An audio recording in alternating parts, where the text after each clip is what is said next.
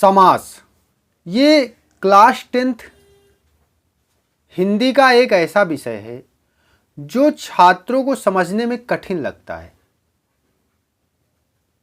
तो परीक्षा में कर पाने में और कठिनाई होती है। तो उसी से निपटने के लिए आज मैं यहां समास का वीडियो लेकर आया हूं। इसमें हम समास को इस स्तर पर समझ लेंगे एकमात्र इसी वीडियो में कि आपकी परीक्षा में प्रश्न दिखेगा तो आपके दिमाग में तुरंत उसका आंसर आ जाएगा। तो समय ना गंवाते हुए बढ़ते हैं और समास को बाकायदा विस्तार से समझते हैं। समास क्या होता है? समास कि दो या दो से अधिक शब्दों के मेल से जो एक नया सार्थक शब्द बन के तैयार होता है वही समास कहलाता है। अब सार्थक शब्द क्या है? ऐसे परिभाषा वाली लाइन तो थोड़ा समझने में मुश्किल होता है। तो इसमें क्या होता है कि जब दो या दो से अधिक शब्द मिला दो और उसका एक नया शब्द बने और वो कुछ अर्थ दे रहा हो, यानी कि अर्थ होना चाहिए, नहीं तो कुछ भी मिला दो और कह दो कि लो बन गया समास, वही समास होता है। एक बात और ध्यान रखनी होती है, समास और संधि में अंतर क्या है? समास शब्दों के मध्य होता है और संधि वर्णों के मध्य होती है। और समास के बारे में एक और जरूरी बात कि जैसे सम धन अस, इससे मिलके बना है समास। इसका अर्थ होता है संक्षिप्तीकरण या छोटा करना, समझे? जैसे राजा का पुत्र, इसको हम छोटा करके क्या बना देंगे? राजपुत्र। यही होता है समास। समास के बारे में कुछ महत्वपूर्ण शब्दावलियां समझ लेते हैं ताकि आपको बीच में कोई दिक्कत ना हो। जब ये टर्म्स आए, जब ये टर्मिनोलॉजीज आए, ये पद आए, तो आपको समझने में दिक्कत ना हो। तो सबसे पहले सामासिक पद क्या होता है इसको जानते हैं। समास की प्रक्रिया से निर्मित नए शब्द को सामासिक पद या सामासिक शब्द कहते हैं। यानी कि जब समास बनाते हो तो जो नया शब्द बना के तैयार कर देते हो वही सामासिक पद कहलाता है, समझे? समास की प्रक्रिया में दोनों शब्दों के मध्य प्रयुक्त विभक्तियों का लोप हो जाता है। जैसे राजा का पुत्र, तो विभक्ति क्या है? का लोप हो गया, क्या बन गया? राजपुत्र, समझे? यही राजपुत्र बन के हो गया सामासिक पद। अब इसमें पूर्व पद और उत्तर पद क्या होता है ये समझो। तो जो पहले आता है वो पूर्व पद होता है, जो बाद में आता है उत्तर पद होता है। जैसे राजपुत्र, इसमें राजा क्या है? पूर्व पद, पुत्र क्या है? उत्तर पद। है ना आसान? समास विग्रह, यह क्या होता है? सामासिक पदों को दो अलग अलग सार्थक खंडों में विभक्त करना। जैसे राजपुत्र को हमने क्या कर दिया? राजा का पुत्र, राजा और पुत्र, तो ये क्या है? समास विग्रह हो गया, समझे? उदाहरण देख लो, जैसे राजपुत्र, यही वाला है ना। जैसे राजा क्या हो गया? यहां पूर्व पद हो गया, पुत्र उत्तर पद हो गया, ये हमने समझा। अब जैसे हमने देखा था विभक्तियों का लोप हो जाता है, राजा का पुत्र, तो ये उदाहरण हमने देख लिया है, समझ लिया है। बढ़ते हैं आगे। अब बात करते हैं समास के भेदों की। समास के भेद, तो समास के मूलतः 6 भेद होते हैं, जिसमें अव्ययी भाव समास, तत्पुरुष समास, द्विगु समास, द्वंद्व समास, कर्मधारय समास और बहुव्रीहि समास शामिल है। अब इसमें देखो, अव्ययी है, तत्पुरुष है, द्विगु है। क्या? अव्ययी, तत्पुरुष, द्विगु, द्वंद्व, कर्मधारय, बहुव्रीहि, ठीक है? या घुमा फिरा के इधर उधर करके याद कर लो, याद करना है। द्विगु, द्वंद्व, कर्मधारय, अव्ययी, तत्पुरुष, बहुव्रीहि, ऐसे याद कर लो। जैसे याद कर सको याद कर लो। पद प्रधानता के आधार पर समास के कितने भेद होते हैं? तो पूर्व पद प्रधान, उत्तर पद प्रधान, दोनों पद प्रधान और दोनों पद अप्रधान, इनके आधार पर भेद किया जाता है, आपके सामने दिख रहा है। तो जैसे पूर्व पद प्रधान वाले, इसमें अव्ययी भाव समास आता है जिसमें पहला पद प्रधान होता है। उत्तर पद प्रधान वाले में 3 आते हैं, तत्पुरुष, द्विगु और कर्मधारय। दोनों पद प्रधान वाले में द्वंद्व समास आता है और दोनों पद अप्रधान वाले में बहुब्रीहि समास आता है। दोनों पद प्रधान है तो द्वंद्व होगा, दोनों पद अप्रधान है तो बहुब्रीहि ही होगा। अगर उत्तर पद प्रधान है तो 3 बनेंगे, तत्पुरुष, द्विगु, कर्मधारय, और पूर्व पद प्रधान है तो अव्ययी बनेगा, याद रखना, ठीक है। अब इसमें जो उत्तर पद प्रधान है इसमें 3 भेद किया हमने, तत्पुरुष, द्विगु और कर्मधारय। तो इसमें तत्पुरुष को विभक्ति के आधार पर भी इसके भेद किए जाते हैं, इसको बांटा जाता है। तो इसमें कर्म तत्पुरुष, करण तत्पुरुष, संप्रदान तत्पुरुष, अपादान तत्पुरुष, संबंध तत्पुरुष और अधिकरण तत्पुरुष इसमें बांटते हैं। बिल्कुल कंफ्यूज नहीं होना है, सब एकदम बहुत बेहतर तरीके से समझ आने वाला है। तो सबसे पहले हम पहले पे बात करते हैं, अव्ययी भाव समास। तो जैसा कि हमने देखा, इसका पूर्व पद प्रधान होता है और प्रायः वह उपसर्ग होता है या अव्यय होता है, ठीक है, वही अव्ययी भाव समास कहलाता है। अब अव्यय क्या है? अव्यय वह है जो लिंग वचन कारक के अनुसार बदलता नहीं है और इस समास में बना हुआ पूरा शब्द भी प्रायः अव्यय की तरह व्यवहार करता है, वो बदलता नहीं है। यानी कि इस समास से अव्यय पहले जुड़ा होता है और इससे एक नया शब्द बन जाता है, जो नया शब्द बनता है वो भी अव्यय की तरह ही लगभग व्यवहार करता है, सामान्यतः बदलेगा नहीं। मैक्सिमम जगह पे आप पाओगे बदल नहीं रहा है, ठीक है। अव्यय क्या है मैंने पहले ही बता दिया, देख लो, परिभाषा लिखा है, जो शब्द लिंग वचन पुरुष काल आदि के अनुसार अपना रूप नहीं बदलता उन्हें अव्यय कहते हैं, ठीक है। और अव्ययी भाव समास समझने का एक तरीका और है कि जिन शब्दों की शुरुआत में अनु, आ, हर, भर, तथा, यावत, अति, अधिक, प्रति, सा, से ये उपसर्ग आते हैं, वो अव्ययी भाव समास होता है। जैसे अनु से बना है अनुक्रमण, अनुदित, अनुदान, है ना, यहां अनुदित हो गया है, उसको सही कर लेना। बड़े आ से कैसे बनेगा? तो जैसे आजन्म, आमरण, आजीवन, देखो उपसर्ग लगा है या हर, हर क्या है? अव्यय है। कैसे? देखो, जैसे वह हर समय पढ़ता रहता है, वह हर समय पढ़ती रहती। देखो हर दोनों ही सेंस में, चाहे लड़का हो चाहे लड़की हो, बदला नहीं। हर संभव, हर एक, ऐसे शब्द मिलेंगे आपको, तो समझना कि कौन सा है अव्ययी भाव समास है। ऐसे भर से बनेगा भरसक, भरपूर, भरपेट। बे से बन जाएगा बेईमान, बेइज्जत, बेगैरत।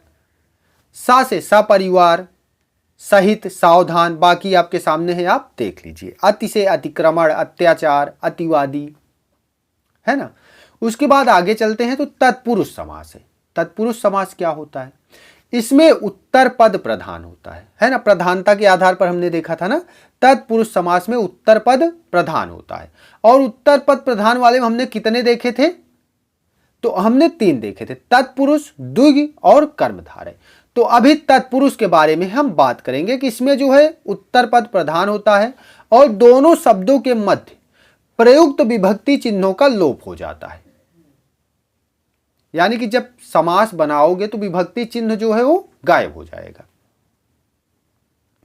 लेकिन इसमें तत्पुरुष समास को हम विभक्ति के आधार पर बांटते हैं, तो उससे पहले हमें पता होना चाहिए कि विभक्तियां कैसे होती है। जैसे कर्ता होता है तो ने विभक्ति चिन्ह लगता है ना। आपको बचपन में याद भी कराया गया होगा जब 7वीं 8वीं में रहे होगे तो। जैसे कर्ता ने कर्म को करण से, के द्वारा, है ना।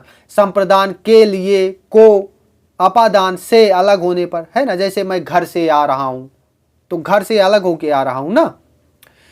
और संबंध का, की, के, रा, री, रे, ठीक है। अधिकरण में पर, इसकी जरूरत नहीं थी लेकिन फिर भी मैंने आपकी जानकारी के लिए बता दिया। अभी तत्पुरुष समास पे देखते हैं। तो इसका जो सबसे पहला प्रकार है कर्म तत्पुरुष।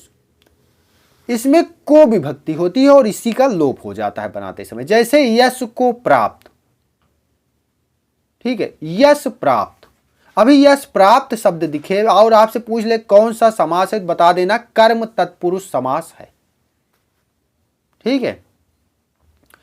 या फिर आपको यश को प्राप्त दे दिया और बोल दिया कि इसको जो है इसका समास बनाओ, है ना, या इसका सामासिक पद बनाओ, तो आप क्या करोगे, यश प्राप्त बना दोगे। गगन को चूमने वाला गगन चुंबी, मोक्ष को प्राप्त यानी कि मोक्ष प्राप्त। अब यहां देखो को का लोप हो जा रहा है जगह। ग्राम को गया गया हुआ ग्रामागत, माखन को चुराने वाला माखन चोर। ऐसे ही बहुत सारे शब्द आपको मिलेंगे। पीवाईक्यूज की आप प्रैक्टिस करेंगे तो वहां भी दिखेंगे। मैं बहुत सारे प्रश्न लाया हूं, वो भी आपको दिखाऊंगा अभी। तत्पुरुष समास में आगे बढ़ते हैं तो हमें मिलता है करण तत्पुरुष। करण तत्पुरुष, इसमें क्या है, विभक्ति चिन्ह से, के द्वारा ये विभक्ति होती है और यही हट जाती। जैसे कष्ट से साध्य, कष्ट साध्य। मद से उन्मत्त, मदोन्मत्त। ऐसे प्रश्न देगा, मदोन्मत्त, इसका फिर आपको नीचे ऑप्शन दे देगा, मद से उन्मत्त, मद में उन्मत्त, ऐसे दे देगा। तो आपको क्या लगाना है, मद से उन्मत्त। रेखा से अंकित, रेखांकित। आकाल से पीड़ित, आकाल पीड़ित, ऐसे ही बनाते चले जाओगे। तत्पुरुष समास में अगला है संप्रदान तत्पुरुष। संप्रदान का विभक्ति चिन्ह के लिए। जैसे रसोई के लिए घर, रसोई घर। माल के लिए गाड़ी, माल गाड़ी। देश के लिए भक्ति, देश भक्ति। हाथ के लिए कड़ी, हथकड़ी। स्नान के लिए घर, स्नान घर। अपादान तत्पुरुष क्या है, इसमें से विभक्ति होती है अलगाव के लिए यानी कि अलग होने पर। जैसे भय से मुक्त, भय मुक्त, है ना। अभी भय मुक्त शब्द दे देगा, नीचे ऑप्शन दे देगा भय से मुक्त, भय में मुक्त, भय का मुक्त, तो उसमें आपको लगाना है भय से मुक्त।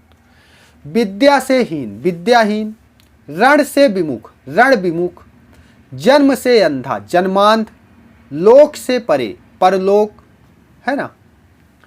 अभी आगे बढ़ो। संबंध तत्पुरुष में क्या है, का, के, की, रा, रे, री, ऐसे करके आता है ना।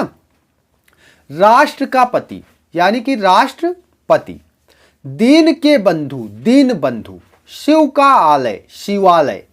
राजा की आज्ञा, राजाज्ञा। अधिकरण तत्पुरुष, इसमें में, पर विभक्ति आती है। जैसे शिला पर लिखा लेख, शिलालेख। शरण में आगत, शरणागत, है ना। जैसे विभीषण क्या था, श्री राम के शरणागत था। नगर में प्रवेश, नगर प्रवेश। विभक्ति चिन्ह का लोप हो रहा है हर जगह, है ना। आगे बढ़ते हैं तो कर्मधारय समास को समझते हैं। जिस समास में पूर्व पद विशेषण एवं उत्तर पद विशेष्य होता है उसे कर्मधारय समास कहते हैं, ठीक है। अभी विशेषण और विशेष्य क्या है, विशेषण आप समझते हो, जो संज्ञा या सर्वनाम की विशेषता बताए विशेषण कहलाता है, और वही जो संज्ञा या सर्वनाम होता है वही विशेष्य है। आसानी से ऐसे समझ लो। जिस वस्तु या व्यक्ति की उपमा दी जाती है, अभी देखो यहां उपमा और उपमान का भी संबंध होता है। जैसे जिस समास में उपमेय एवं उपमान विद्यमान होता है उसे कर्मधारय समास कहते हैं। यानी कि विशेषण पहला पद होगा, विशेष दूसरा पद होगा तो कर्मधारय होगा, या फिर उपमेय और उपमान होगा तब भी कर्मधारय होगा, ठीक है। अभी उपमेय और उपमान है क्या, तो जिस वस्तु या व्यक्ति को उपमा दी जाती है वो उपमेय है, और जिस वस्तु या व्यक्ति से दी जाती है वह उपमान है। जो उपमेय होता है वो सामान्यतः कोई शारीरिक अंग हो जाता है ना। जैसे चंद्रमुख यानी कि चंद्रमा के समान मुख, उपमान है चंद्रमा, उपमेय है मुख, ठीक है। अभी कर्मधारय समास में आगे बढ़ते हैं तो इसमें विभक्ति चिन्ह के तौर पर है, जो, है जिसके, के समान, रूपी आदि शब्द प्रयुक्त होते हैं। आप अगर इन शब्दों को देख लेते हैं, है जो या है जिसके, के समान, रूपी, तब भी कर्मधारय पे टिक करना कि बोलना कर्मधारय है। या फिर जैसे कुछ आपको दे दिया, जैसे नील गाय दे दिया और कहा कि इसको जो है इसका समास विग्रह करो, तो कैसे करोगे? तो आप करोगे नील गाय, नीली है जो गाय, है ना, ऐसे कर लोगे। ऐसे उदाहरण देखो, परम है जिसकी आत्मा, है जिसकी आया तो तुरंत समझ जाना कि क्या है, कर्मधारय है। तो इसका अगर तुमसे बोला कि इसका समासिक पद बनाओ तो क्या बना दोगे? परम है जिसकी आत्मा, यानी कि परमात्मा। ध्यान रखना प्रश्न में है आगे। नीला है जो आकाश, नीलाकाश। महान है जो राजा, महाराजा। चंद्र रूपी मुख, चंद्रमुख। चंद्र के समान बदन, चंद्रवदन। कमल रूपी चरण, चरण कमल, है ना। एक दोहा आता है कि चरण कमल बंदो हरिराई, जाकी कृपा पंगु गिरि लंघय, अंधे को सब कुछ दर्शाई। पढ़ा होगा आपने। द्विगु समास की बात करते हैं तो इसमें पूर्व पद संख्यावाची होता है और उत्तर पद कोई संज्ञा होती है। जब पूर्व पद संख्या है, उत्तर पद संज्ञा है, तो तुरंत बोलना द्विगु समास है। क्या है? द्विगु समास है। कोई कंफ्यूजन है तो अभी आगे क्लियर होने वाली है, ठीक है। इसमें उत्तर पद प्रधान होता है ना। उत्तर पद प्रधानता के आधार पर हमने देखे थे ना 3, उसी में ये है। और द्विगु समास का उत्तर पद किसी समूह का बोध करा रहा होता है, ठीक है। अगर समूह का बोध नहीं कराएगा, समूह या समाहार शब्द नहीं आएगा उसमें, तो ये संख्यावाची होते हुए भी कर्मधारय समास हो जाएगा। तो इस बात का ध्यान रखना, अगर समूह या समाहार नहीं आ रहा है उसमें तो उसका क्या बना दोगे? कर्मधारय समास पर टिक कर दोगे। इसको ध्यान में रखना कि द्विगु समास पूर्व पद संख्या होता है और उत्तर पद संज्ञा होता है। लेकिन अगर इसका जैसे आप समास विग्रह करते हो और वहां पे समूह या समाहार शब्द नहीं आया तो इसको कर्मधारय समास में टिक करोगे। अभी आगे उदाहरण देखोगे समझ आ जाएगा। जैसे 4 आनों का समूह चवन्नी, 5 वटों का समाहार पंचवटी, है ना। 3 भुवनों का समाहार त्रिभुज, 4 मासों का समाहार चौमासा, ठीक है। तो ये सब कौन से हैं? द्विगु है। 3 वेड़ियों का समाहार यानी कि त्रिवेणी, 3 लोकों का समाहार त्रिलोक, है ना। तो द्वंद्व समास में अब चलते हैं और समझते हैं द्वंद्व समास क्या है। तो जिस समास में दोनों पद प्रधान होते हैं उसे द्वंद्व समास कहते हैं। जब दोनों पद प्रधान हो जाएंगे तो क्या हो जाएगा? द्वंद्व हो जाएगा। इसको ऐसे याद रखना, ठीक है।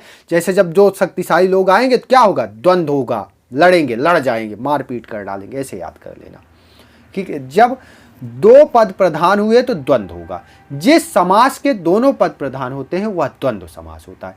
इसमें अधिकांशतः जो है पूर्व पद तथा उत्तर पद के मध्य क्या लगा होता है? योजक चिन्ह लगा होता है, ठीक है।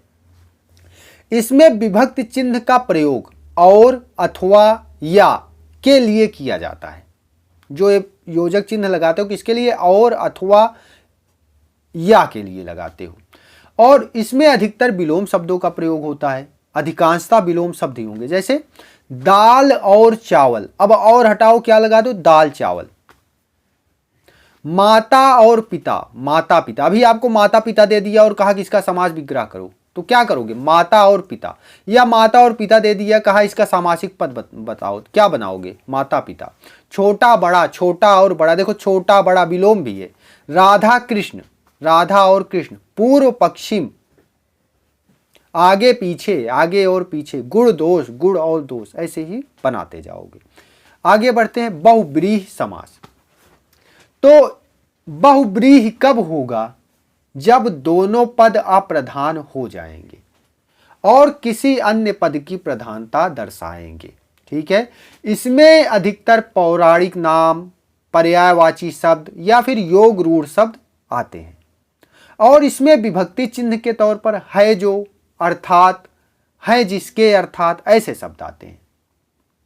जैसे मृत्यु को जीतने वाला अर्थात शिव, इसका क्या बनाओगे? समासिक पद मृत्युंजय। घन के समान श्याम है जो, अर्थात कृष्ण। है जो अर्थात आया तो पकड़ लेना, तुरंत बहुब्रीहि लगा देना। ठीक है जो आया तब भी लगा देना, अर्थात आया तब भी लगा देना। पीत है अंबर जिसका, अर्थात कृष्ण, तो पीतांबर हो जाएगा। महान वीर है जो, अर्थात हनुमान, महावीर हो जाएगा। ऐसे कुछ उदाहरण आप अपनी पुस्तक में देखेंगे तो और क्लियर होता जाएगा। और एक जरूरी नोट है, इसको ध्यान से देख लो कि कभी कभी कोई सामासिक पद कर्मधारय योम बहुब्रीहि, द्विग योम बहुब्रीहि दोनों में प्रयुक्त होते हैं। तो उत्तर देते समय सदैव बहुब्रीहि समास को वरीयता दी जाती। जैसे आपको कोई शब्द दे दिया और उसमें कर्मधारय बहुब्रीहि द्विग और बहुब्रीहि ये उदाहरण दे दी, मतलब ऑप्शन दे दिया। कर्म और बहुब्रीहि ऑप्शन दिया है, द्विग और बहुब्रीहि ऑप्शन दिया है, तो हमेशा क्या लगाओगे? बहुब्रीहि लगाओगे। जैसे कमल नयन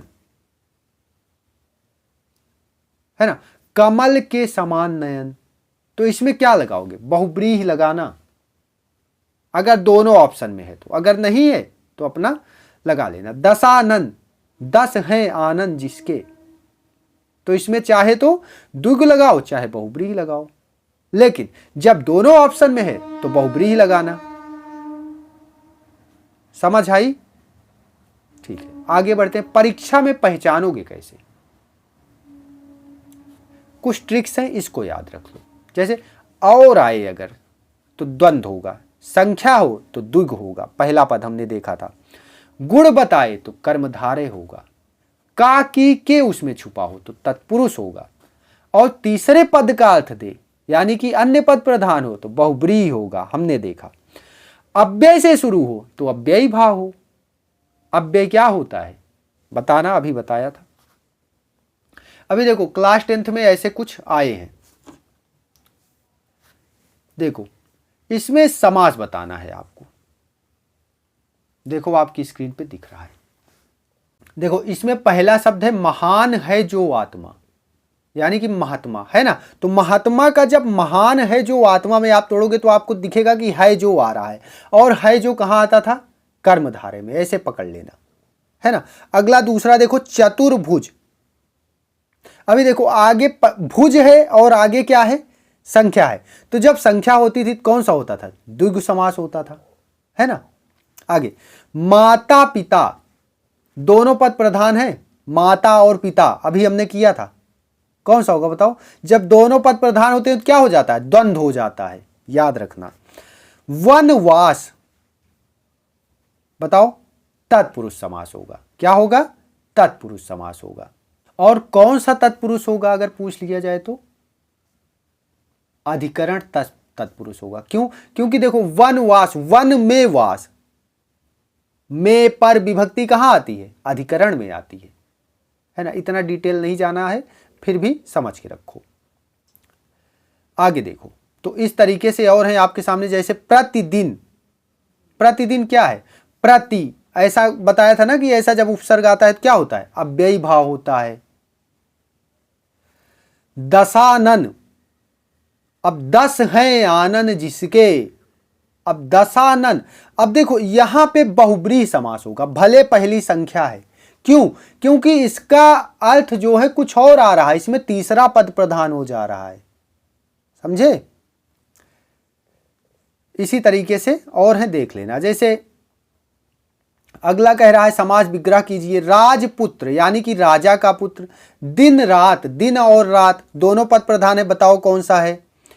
सप्त सागर, 7 सागर, देखो आगे संख्या आ रही, बताओ कौन सा है? गृह प्रवेश, गृह में प्रवेश, में कब आता है? अभी अभी बताया था, बताना। राजा का महल, राजमहल, अभी इसमें समास बनाना है आपको। 3 लोक, त्रिलोक। माता और पिता, माता पिता। वन में वास, वनवास, है ना। अभी सारा किया है। तो इस तरीके से ये रहा समास। आशा करता हूं समझ आया होगा, और बाकी तो लगभग हमने कंप्लीट कर लिया है। देख लेना, अगर कोई डाउट आता है तो कमेंट में लिख देना। और अगर इसका PDF चाहिए तो विवेक लर्निंग इंस्टीट्यूट के नाम से इंस्टाग्राम पे आईडी है, उस पर आप डायरेक्ट डीएम कीजिएगा, मैं आपको पीडीएफ दे दूंगा। और इसकी शॉर्ट नोट भी है हैंड रिटन, अगर आप चाहें तो मैं एक पेज पे उसको बना के आपको दे दूंगा, लेकिन उसके लिए आपको डीएम करना पड़ेगा। उस पर आपको एक पीडीएफ भी मिल जाएगा और वो एक पेज की शॉर्ट नोट भी मिल जाएगी, जिससे आप आसानी से रिवाइज कर सकेंगे। और एक जरूरी बात, जो हिंदी व्याकरण से संबंधित महत्वपूर्ण वीडियोज हैं, जैसे पदबंध, वाक्य रूपांतरण, मुहावरे, सूचना लेखन, जो भी महत्वपूर्ण वीडियोज हैं, हिंदी भाषा की प्लेलिस्ट है चैनल पर, उस पर जाइए। सब बहुत डिटेल में बाकायदा विस्तार से कराया गया है, देखिए, पढ़िए और अपनी तैयारी को बेहतर बनाइए और अच्छे अंकों से उत्तीर्ण होइए। धन्यवाद।